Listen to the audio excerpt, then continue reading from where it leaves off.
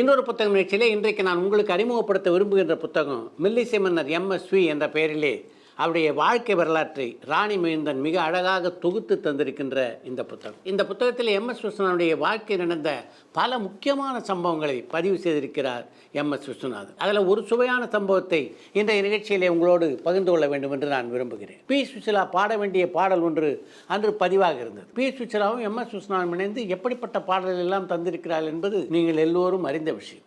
அன்று பாட வேண்டிய பாடலை பி சுசிலாவுக்கு சொல்லிக் கொடுத்தார் எம்எஸ் விஸ்வநாதன். சொல்லிக் கொடுத்துட்டு அவர் பாடல் பதிவுக்கு தயாரானார். இப்போ அங்கேருந்து டெலிஃபோன் பூத் பக்கம் சென்ற பி சுசிலா கொஞ்ச நேரம் விக்கி அங்கேயே அழுதுட்டு இருந்தாங்க. அதுக்கப்புறம் அவருடைய காரை வர சொல்லி அந்த காரில் ஏறி போயிட்டாங்க. இந்த காட்சி அங்கிருந்த ஒளிப்பதிவாளரான ரங்கசாமி பார்த்து கொண்டே இருந்தார். சுசிலா அழுதபடியே போனதை பார்த்த உடனே எம்எஸ் விஸ்வநாதன் தான் ஏதோ திட்டார் போல் இருக்கு பி சுசிலாவை.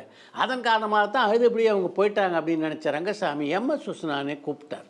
எம்எஸ் விஸ்வநாதன்ட்ட உரிமையோடு பேசக்கூடியவர் ரங்கசாமி. என்னடா பண்ண பி சுசிலாவே சரியாக பாடலன்னு ஏதாவது திட்டினியா? அந்த அம்மா பாட்டு அழுதுகிட்டே போகுது, நீ இது மாதிரிலாம் திட்டக்கூடிய ஆள் தானே அப்படின்னு ரங்கசாமி சொன்னபோது எம்எஸ் விஸ்வநாதனுக்கு ஒன்றுமே புரியல. நான் ஒரு வார்த்தை கூட சொல்லலையே என்று திகைத்து போன எம்எஸ் விஸ்வநாதன் உடனடியாக பி சுசிலாவை தொடர்பு கொள்ள முயற்சித்தார். அவ்வளோ லேஸில் லைன் கிடைக்கல. இதுக்குள்ளே ஸ்டூடியோ வட்டாரத்திலே எம்எஸ் விஸ்வநாதன் பி சுசிலாவை திட்டார். அதன் காரணமாக அவர் ஸ்டூடியோ விட்டு காரில் அழுதபடியே போயிட்டார் அப்படின்ற செய்தி மின்னல் வேகத்திலே பரவத் தொடங்கியது. அப்புறம் ஒரு வழியாக பி சுசிலாவுடைய தொடர்பு எம்எஸ் விஸ்வநாதனுக்கு கிடைத்த போது, என்னம்மா ஏன் இப்படி அழுதுபடியே போனேன் என்று அவர் கேட்க, இல்லை நீங்கள் சொல்லி கொடுத்த அந்த பாட்டை என்னால் சரியாக பாட முடியல, என்னால் பாட முடியும் அப்படின்னு எனக்கு தோணலை, அதனால் இந்த பாட்டை வேற ஒரு நல்ல பாடகை வச்சு நீங்கள் பதிவு செஞ்சுருங்க என்று எம்எஸ் விஸ்வநாதன் சொன்னார். சுசிலா, என்ன பேச்சு பேசுகிறீங்க?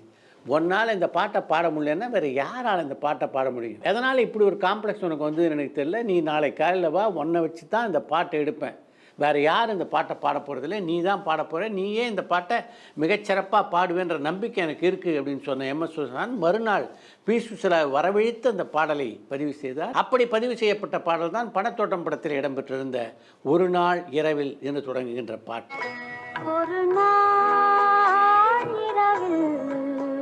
இப்படி பல சுவையான சம்பவங்களை இந்த நூலிலே விவரித்திருக்கிறார் எம்எஸ் விஸ்வநாதன். இந்த நூலின் விலை எவ்வளவு, எங்கே இந்த நூல் கிடைக்கும் என்பது போன்ற விவரங்கள் டிஸ்கிரிப்ஷன் பாக்ஸில் இருக்குது. விருப்பமுள்ள ரசிகர்கள் தவறாமல் வாங்கி படிங்க.